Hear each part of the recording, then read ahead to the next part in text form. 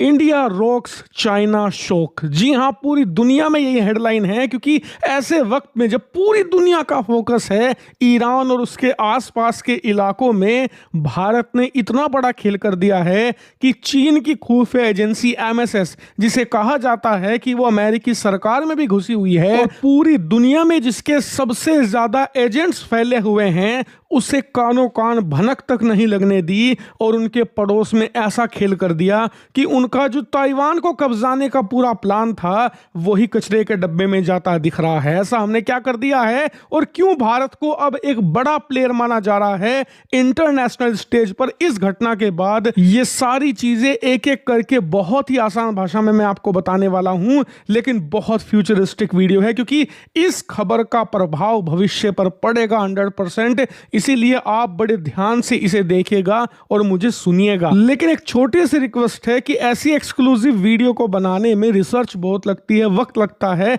इसीलिए please video को सबके साथ आप शेयर जरूर कीजिएगा। कम से कम एक व्हाट्सएप ग्रुप में तो आप इसे जरूर शेयर कीजिएगा। खैर, वीडियो की शुरुआत करते हैं और सबसे पहले आप स्क्रीन पर देखिए, ताइवान के अंदर एक रिपोर्ट डिस्क्लोज की गई है CSBC कॉरपोरेशन की, जिसमें यह पता लगा है कि भारत ताइवान के लिए पनडुब्बी बना रहा है। जी हां, जैसा कि आप स्क्रीन पर देख पा रहे हैं, ताइवान अपने खुद की देसी एक पनडुब्बी बनाने पर काम कर रहा था और अब इसकी रिपोर्ट में पता चला है कि भारत ने हाईकुन क्लास की इस अटैक पनडुब्बी को बनाने में ताइवान की मदद करी है। ना सिर्फ मदद करी है बल्कि भारत से बहुत सारे ऐसे कॉन्ट्रैक्टर्स और ऐसे स्पेशलिस्ट ताइवान गए हैं जिन्हें किलो क्लास की सबमरीन और अन्य एडवांस पनडुब्बियां बनाने का अनुभव है। इतना ही नहीं, सिर्फ हमने स्पेशलिस्ट नहीं भेजे बल्कि ऐसे सब कंपोनेंट और मैकेनिकल असेंबलीज भी सप्लाई करी हैं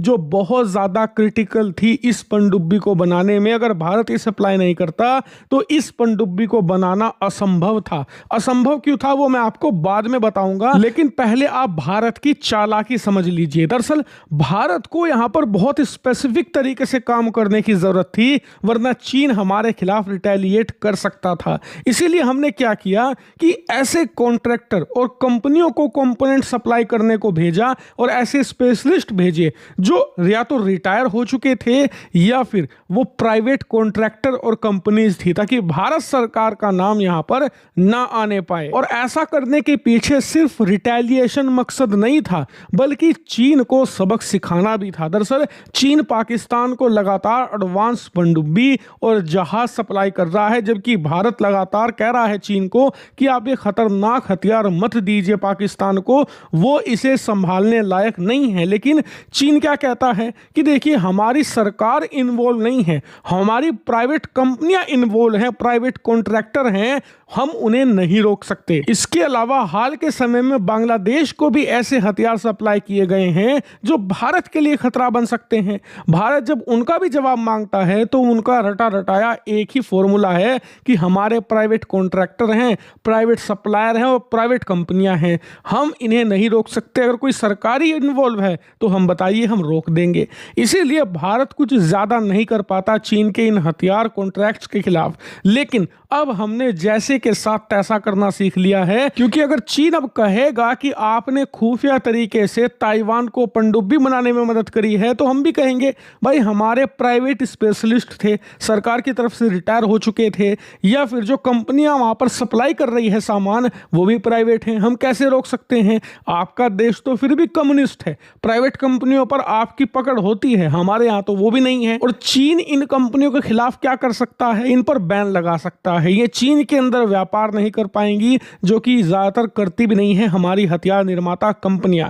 इसीलिए ये बहुत ही शानदार मूव रहा भारत का। और आपको जानकर खुशी होगी कि ताइवान की ये हाईकुन क्लास अटैक पनडुब्बी ना सिर्फ बनकर कंप्लीट हो गई है बल्कि इसके आधे से ज्यादा टेस्ट भी पूरे हो चुके हैं। डीप वाटर टेस्ट भी इसने पूरा कर लिया है और कुछ ही समय के अंदर ये ताइवान की नौसेना के अंदर ऑपरेशनल हो जाएगी, यानी कि काम करना शुरू कर देगी। लेकिन सच सच बताना, आपके मन में सवाल आ रहा है ना कि यार ताइवान एक पनडुब्बी बना रहा है चीन के खिलाफ, ये क्या ही बिगाड़ लेगी, उसका क्या ही ये बड़ा झटका है चीन के लिए, तो यही आप गलत सोच रहे हैं। दरअसल ये एक बहुत ही खास रणनीति के तहत बनाई गई पनडुब्बी है और मैं आपको समझाता हूं ऐसा क्यों। दरअसल आज के तारीख में अगर चीन को ताइवान पर हमला करना है तो ताइवान जवाब में कुछ खास नहीं कर सकता, क्योंकि ताइवान के पास डिफेंसिव वेपन है खुद की सुरक्षा करने के, लेकिन अटैकिंग वेपन सिस्टम नहीं है और यहीं पर मात खाता है ताइवान। क्योंकि अगर आप ईरान को देखें तो ईरान युद्ध क्यों जीता, क्योंकि उसके पास अटैकिंग वेपन थे। डिफेंस के नाम पर ईरान के पास कुछ भी नहीं, फ्लैट। आप कितने भी बम उन पर बरसा लो उन्हें फर्क नहीं पड़ता। क्यों? क्योंकि उनके पास अटैकिंग है। आप उन पर 4 गिराओगे तो जवाब में वो 4 को रोकेंगे नहीं, वो आप पर 10 गिराएंगे, आपकी हालत खस्ता कर देंगे और इसीलिए अमेरिका तक को उन्होंने झुका दिया। अब ताइवान को लग रहा है कि यही रणनीति है चीन को झुकाने की, क्योंकि उसके पास तो ईरान से भी ज्यादा एडवांटेज है। वो कैसे? दरअसल ईरान ने अमेरिका को कैसे झुकाया? अरब देशों के शहरों पर हमला करके। हालांकि ईरान की इतनी कैपेसिटी नहीं थी कि वो सीधा अमेरिकी शहरों पर हमला करे, लेकिन उसने अमेरिका के सहयोगी देशों के शहरों पर हमला करके ही अपना काम निकाल लिया। लेकिन ताइवान बहुत ज्यादा करीब है चीन के, मात्र 150 किलोमीटर का फासला है ताइवान और चीन के एक बहुत ही मेगा सिटी फुजियान के बीच में। यहां तक कि चीन का मुंबई कहा जाने वाला शहर शंघाई, वो तो और भी ज्यादा करीब पड़ता है ताइवान के। साथ ही राजधानी बीजिंग भी ज्यादा दूर नहीं है। अगर आपके पास मीडियम रेंज की मिसाइलें हैं तो आप आधे चीन के शहरों पर तबाही मचा सकते हैं चीन पर सीधा अटैक करके। लेकिन समस्या यहां पर आती है ताइवान के सामने लॉन्च पैड की, जहां से आप मिसाइल लॉन्च करेंगे। ताइवान एक छोटा शहर है, आप आसानी से पता लगा सकते हैं कि कहां से मिसाइल लॉन्च की जा रही है। ऐसे में मिसाइल जमीन से उड़ेंगी उससे पहले ही लड़ाकू विमानों का शिकार हो जाएंगी। ताइवान को डिफरेंट रणनीति पर काम करना होगा और वो डिफरेंट रणनीति है हाइकुन क्लास अटैक पनडुब्बी, और इसीलिए ये चीन के लिए सबसे बड़ा खतरा भी है। वो कैसे? दरअसल ये विशालकाय समुद्र के अंदर गहराई में छुपी रहेगी, चीनियों को पता ही नहीं लग पाएगा कि ये है कहां, और कहीं से भी अचानक से चीन के ऊपर मिसाइलों का ऐसा बैराज गिराएगी कि चीनी शहर धुआं धुआं हो जाएंगे। इसीलिए अगर चीन ताइवान पर अटैक करने की सोचेगा ना, तो उसके दिमाग में हमेशा रहेगा कि कहीं पर समुद्र की गहराई में एक हाइकुन क्लास की पनडुब्बी तैर रही है। अगर हमने ताइवान पर हमला किया तो वो हमारे किसी भी शहर पर कहीं से भी भारी मात्रा में मिसाइल गिरा सकती है। इसीलिए ताइवान को हम जितना नुकसान पहुंचाएंगे उससे कहीं ज्यादा नुकसान हमारी राजधानी बीजिंग को पहुंच सकता है, हमारी फाइनेंशियल कैपिटल शंघाई को पहुंच सकता है, हमारी मिलिट्री कैपिटल फुजियान को पहुंचाया जा सकता है। और इसीलिए हाइकुन क्लास की पनडुब्बी कोई यहां पर नॉर्मल हथियार नहीं है, ये चीन के खिलाफ ताइवान का अमोघ अस्त्र है, जो इस बात को सुनिश्चित करेगा कि कल को चीन अमेरिका जैसा महाशक्तिशाली बन जाता है ना,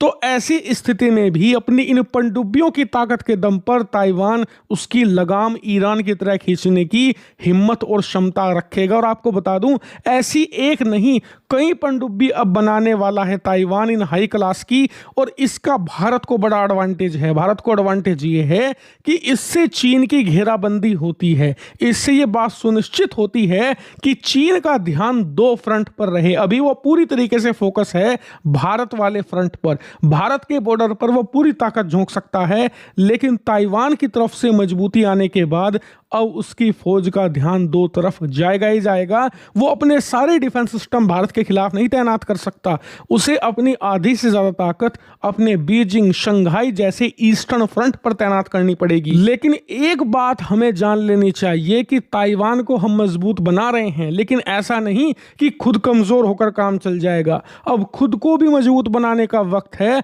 क्योंकि हमें फ्यूचर में एक मौका ऐसा मिलेगा जहां पर हम अपने दुश्मनों को तोड़कर अपनी सीमाएं भी बढ़ा सकें और दुश्मनों को तबाह भी कर सकें। लेकिन वो वक्त और उसका इस्तेमाल हम तभी कर पाएंगे जब खुद ताकतवर हों। दूसरे ताकतवर होंगे नहीं होंगे वो अलग बात है, वो तो बी प्लान है। ए प्लान ये होना चाहिए कि हम खुद को इतना ताकतवर बना ले कि हम किसी के साथ कुछ भी कर सकें।